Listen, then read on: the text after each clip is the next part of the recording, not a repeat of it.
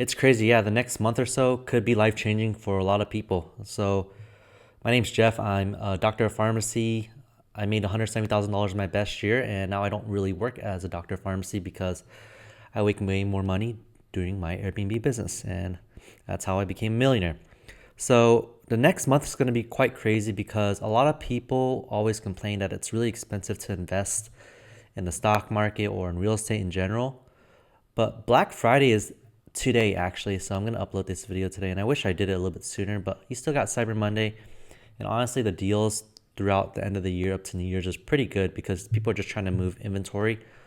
Even if they sell at a loss, a lot of big companies are because they just need tax write-offs.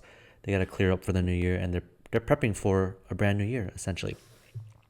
And because people always complain about how expensive it is to invest, I want to make this video around right now because if you think about it, we work so hard in places like San Diego, California, where I live. It's quite expensive to live here. $170,000, even as a doctor of pharmacy, my peak year, isn't enough. And I don't think people were living quite the lives they imagined after they graduated. If you're a doctor of pharmacy or in healthcare, let me know how you're feeling in the comments. Is it true? Like, do you feel like you're paid enough?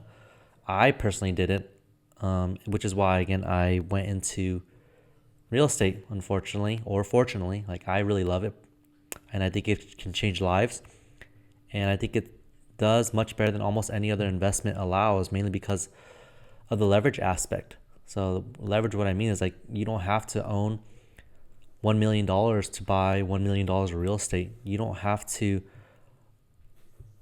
have $500,000 to invest in crypto or Bitcoin if you believe in that stuff. I personally do, but I'm not going to tell people to invest in stocks or Bitcoin or crypto or anything else really besides real estate, because I honestly think it's the best thing for most of my viewers to know is that you can become wealthy with real estate. And it matters to me because our family wasn't really rich. Like, when we came here from, my parents came from Cambodia when they're in their teens, and they made it out through with real estate, and you can still do that. And I use myself as living proof to prove that point to myself, because I was kind of skeptical. I was like, oh, like, they're old, they were able to buy real estate when it was much cheaper. But here I am, like 7 years later, doing exactly what they did, just a little bit sooner than they did. So I used the money I saved from work. I scripted and saved, ate peanut butter and jellies in the break room, and then bought my first 2 homes. And then it ended up spiraling, and now I own 16 homes. And those homes supplement my lifestyle. And I don't have to work for a very long time, if not ever again, to be honest. And I'm only 33, which is why I really like real estate. Yeah, sure, it is not completely passive. So if anyone's going to tell you that real estate's passive, like the stock market or like crypto, then it's wrong. Mainly because you have to do some work. You have to find the connections. You have to find like lenders, real estate agents, handymen. But if you can get on the phone and just imagine as if like you're trying to research what stock brokerage to look up, or what type of crypto wallet you're going to use, or what type of platform you're going to hold your crypto, it's kind of like technically the same thing. It's just the other person on the other side is like going to work on something physically versus like your IRA. It's just numbers on the screen, which is an individual retirement account, or like your ledger is just a bunch of numbers and like coding. So if you think of it like that, like you pick up the phone, it kind of is investing, but the work is picking up the phone and keeping your attention and making sure that your investment does well. But going back to why like next month is going to be so important for anyone trying to improve their lives, if they don't really have much money, maybe they have like $10,000 or less saved up, you can start to buy furniture, because these companies again are trying to reduce the amount of furniture they're holding. So if you can go and lock up a lease with a landlord in places like South Carolina for like a 2-bedroom, 1-bath duplex, and then furnish it as a short-term rental or a mid-term rental, you're probably going to make a lot of money. I have had 3, we're doing 4 now pretty soon. We've had it for about a year and a half, and they're always booked out. You rent them for about $1,000 from the landlord, so you don't technically own it, but you own the business, which is the Airbnb. You make sure it's legal. You can use like ChatGPT to help you build contracts and stuff, and then consult with a lawyer in the area if you want to create like an LLC to protect yourself. And that maybe is like $500 to like discuss with a lawyer like what you are and allowed to do. You look up the rules in the county, the city, the state, and then you get going. You buy the furniture and you start cash flowing immediately. And because you're saving so much money on the furniture, you're gonna be able to make like an extra $1,000 to $2,000 every single month. Because remember how I told you those 2-bedroom, 1-bath homes, they rent for around $1,000 in South Carolina, but you can rent them out to people for $2,500 to $4,000 every single month quite easily as short-term rentals or mid-term rentals.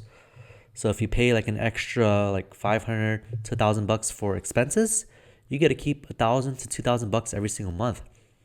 And because furniture is all on sale right now for about another month until the end of the year, you have the opportunity to have some sort of investment or alternative income for only like $6,000 to $7,000, which is what it would probably cost you if you did a lot of the design and the furnishing yourself. And you don't have to like be a professional designer. You can go to like my website, teco.co,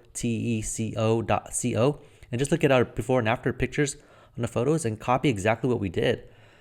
So you don't even need to be that great of a designer because everything's already on the internet and you can do it for free as long as you're willing to do the research and you're willing to assemble furniture, or you're willing to hire someone to assemble furniture, which you can do for about $25 an hour. Someone will go there and assemble furniture for you if you don't have the effort or time.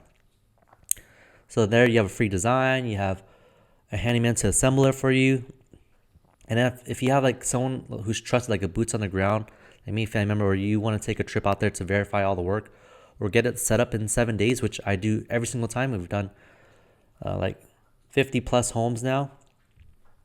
I've at least we've worked on like 50 plus to 100 plus trend like real estate deals where people are just consistently setting up homes within 7 days, as long as they set the deadline that it needs to be done by then, and they are willing to hire and do some of the work themselves if they are on a budget, or if they know someone who's willing to work for $25 an hour, which honestly is better than minimum wage in most places. So most people will happily work and assemble furniture. The instructions are on the furniture. It's IKEA. So you buy the furniture, which could cost like $10,000 to like $11,000, $12,000 for the 800 square foot, because furniture is just more expensive now. Like normally, like if it's not during this time of year, but during this time of the year, I've been seeing possibilities to furnish a home for about like $7,000 to $8,000. And for an investment, $7,000 to $8,000 for most people is doable. Like most people can save that up if they are financially literate. They understand personal finance. They understand that you need to save more than you spend if you want to have money, and then invest the rest. So instead of investing your first like $7,000 into like the stock market, making 12% on that on an average annual basis, which ends up being like $700 to $1,000 over a year. If you're willing to do the work and you want to do some study and you want to learn a business and get more skills, investing in this skill is going to bring you way more money, like 10 times the money than investing in the stock market, or even like technically like Bitcoin would have worked, but I don't know how you feel about volatility and like understanding cycles. You would have probably doubled your money technically in the crypto market, but it's just too risky in my opinion. Versus like these businesses, you have these contracts in place that say, hey, I have 3 years to rent this out, and if you decide to sell it, you need to like give me the chance to buy the home first, which we can discuss that in another video. It's going to be too long if that's in this video. All I want to tell you is that like in this specific video is like if you're stressed out about money and you don't quite aren't in the best place financially yet, like say you were like me, you made $170,000 a year and you could save $10,000 a year, hopefully more, because honestly I was able to save like $50,000 plus my first year as a pharmacist, because I just didn't spend money, and I had 4 other roommates, and I again ate peanut butter and jellies. My work paid for a lot of my travel because I floated everywhere, which means I covered other pharmacist shifts, and they even covered my meals and hotel stays because I worked really far. So there's ways to make it work. But say you're not like me and you make like $40,000 a year. Maybe you live with family, or you figured out some sort of way to like live for free, which I used to live in my car a little bit sometimes if I didn't have a place to stay. Or like camping, or if you like want to like have a gym membership and shower there and live in your car, which is technically what a lot of people do now in San Diego, California. I know people aren't talking about it, but it's a free place to live. You go rock climbing, you get a gym membership, and you shower, and you go in your car and you sleep. You have a nice mattress. So if you have a big enough car, you're blessed to do that. If you're homeless, this video is not for you yet. You have some other things to figure out, because you always want to make sure that food, shelter, and clothing is a priority, and that you're safe first of all. Technically, like, you can do it, but it's just a long road, and it's going to be an extremely long video if I discuss with someone how to become homeless, or how to be homeless and then turn to someone who has money. But this is, again, for people who have a little bit saved and they're in a little bit better spot. But say you're making that $40,000 again, and you saved $10,000 over the last year, and you want to know what to invest in. I would say, honestly, do the work, read the books. There's books like Short-Term Rental, Long-Term Wealth that got me started when I first got into like the Airbnb business. I read books like Long Distance Real Estate Investing, and the book called Low to No Money Down by Brandon Turner on Airbnb. The book is just called Low to No Money Down by Brandon Turner. And I used that combining with long distance real estate investing, so I didn't have to buy in expensive places or rent in expensive places like San Diego, California. I used the BRRRR book to understand that I could technically eventually own real estate, and there's a lot of ways to actually invest in real estate. And BRRRR means buy, rehab, rent, refinance, and repeat. And that's just for like when you move a little bit further. And then we can use a strategy like short-term rental, long-term wealth to increase our cash flow immediately. So if you don't own homes yet, or you're not willing to own homes yet because you just don't feel comfortable, you just use that short-term rental strategy. Use those leases where I told you you rent from the landlord for like 3 years for $1,000 every single month, and then make $2,000 to $1,000 every single month. And that's how you can essentially triple your money over 3 years. And if you're able to work a W-2 or have some sort of extra income to keep on funding these deals over and over, you can make quite a lot of money. And a lot of times when landlords have homes, they don't want to get rid of their tenants. They have to deal with so much like headache on like turnover, like you have to get new tenants, you have to fix up the place, you have to clean up the place, versus like you as an Airbnb host, like you're able to provide a service to them that is kind of unheard of for them, like a consistent tenant. They're gonna come in and look at the property. You're gonna take care of the property more than any other tenant would. You're gonna fix things because your tenants who are gonna be renting it from you want a working home. You're gonna have cleaners in and out. So you're basically gonna be like an A+ tenant for these landlords. So why would they want to get you out? But of course you want to build in your protections just in case like the landlord does go crazy, like change their mind, like, hey, I want to sell this place and I don't want to rent it to you anymore. But that's why you have 3 years to recoup your money. So yeah, you might have done a year. You might have spent $7,000 because you listened to this video and you bought a home during the holidays, and now you're making your $7,000 back within the year or sooner.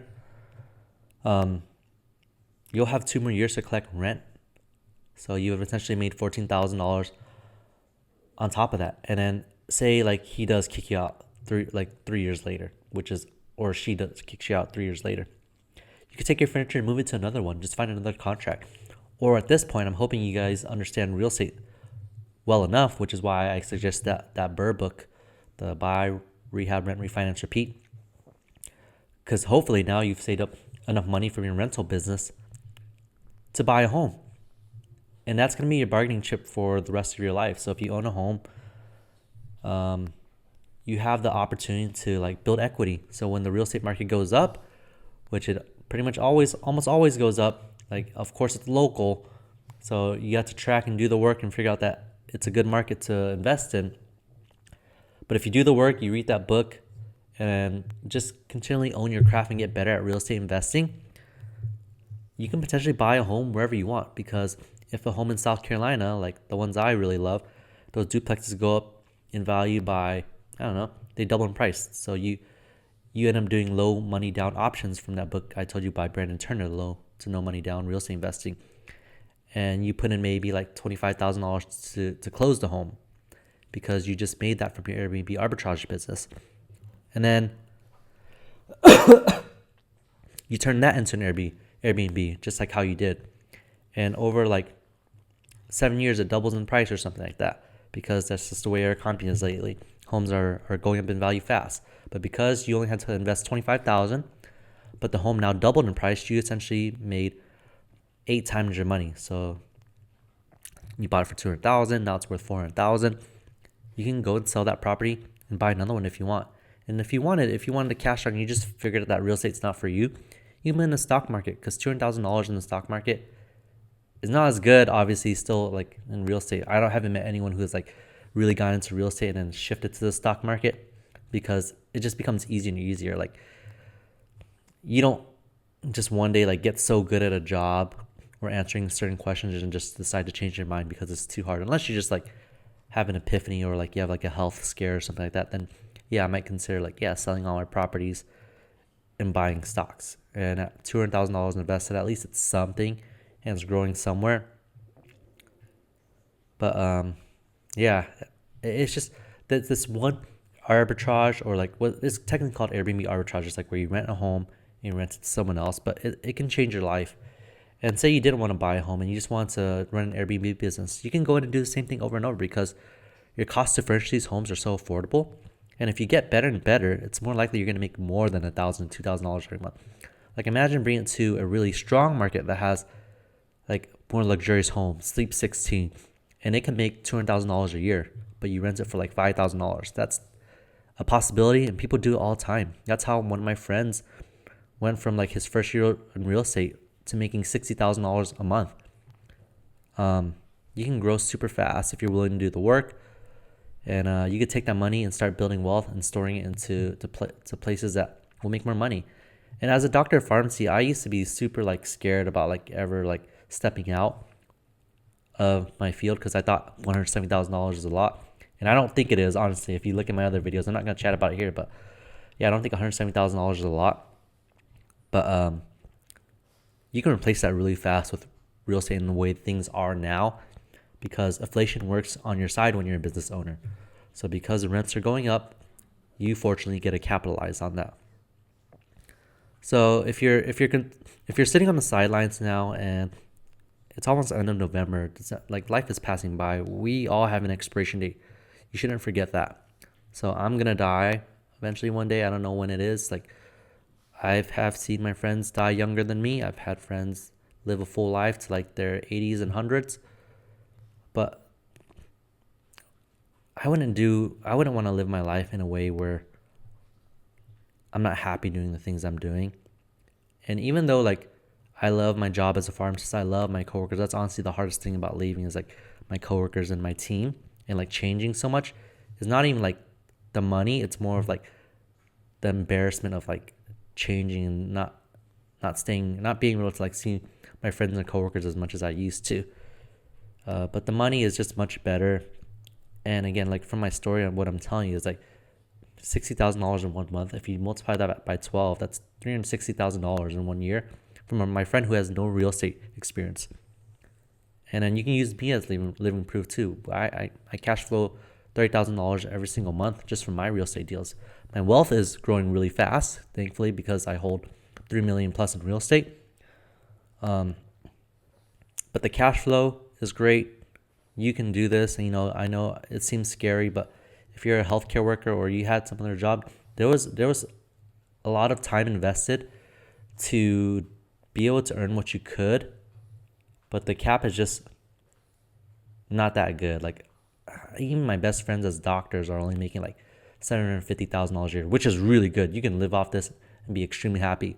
But it took them, if you think about it, 12 years. Do you really want to be in your 30s or 40s or 50s whenever you decide to start, and then start to be able to make money? And also don't forget about the $300,000, $200,000 worth of debt, the stress that comes along with it, that you put on your family by getting your degree and your doctorate, and then having to basically work the same job. Like, say, God forbid, you decide you don't like it like 3 years later after working as a doctor, and you wanted a break, like Gooby and Dooby on YouTube. You have to probably be doing this because it's your only skill that you can earn so much money to pay off the debt. or it just wouldn't make sense to do anything else. It's this term called golden handcuffs. And that, my friends, is why I think you should start considering Airbnbs in 2025, 2024. And if you're not quite there yet, just get the resources, start learning, because you'll be more ready when the time comes where you're ready to deploy capital. And then again, read those books like No to Low Money Down by Rand Turner. It really opens your eyes and helps you realize that you don't need a bunch of money to start investing in real estate now. And it's not just you, you depending on this. Like, yeah, you might be happy, but your family and stuff are depending on you too. They want you to be home. The people that you haven't helped yet, that you could help with all this knowledge about finances, are waiting for you. You know, like there's so many people that can benefit from you being your best self, being happy, and putting it out to the world. And that's why 2024, the next month or so, is going to be super critical for anyone wanting to change their lives. I feel like money is the barrier, because these holiday sales for these furniture are not going to last forever.